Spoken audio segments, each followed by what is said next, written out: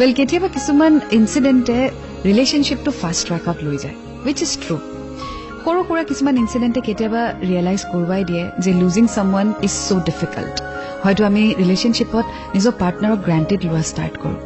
But the moment you realize যে আপোনাৰ partner আপোনাৰ লাইফৰ পৰা গুচি যাব বিচাৰিছে, যিহৰ বাবে নহয়, যাৰ ভুলৰ বাবে নহয়, তেতিয়া হয়তো আমি ৰিয়েলাইজ কৰোঁ যে আমি কিমান বেছি ভাল পাওঁ আমাৰ পাৰ্টনাৰক. তেওঁৰ অবিহনে our life would be so difficult.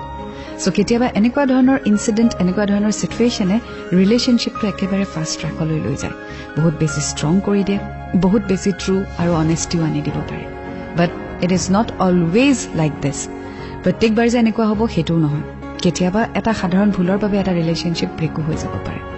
So' it's better never to break a trust, কাৰণ হয়তো লাইফত সদায় আপুনি ছেকেণ্ড চান্স নাপাবও পাৰে. So' please be careful when you are in a ৰিলেশনশিপ.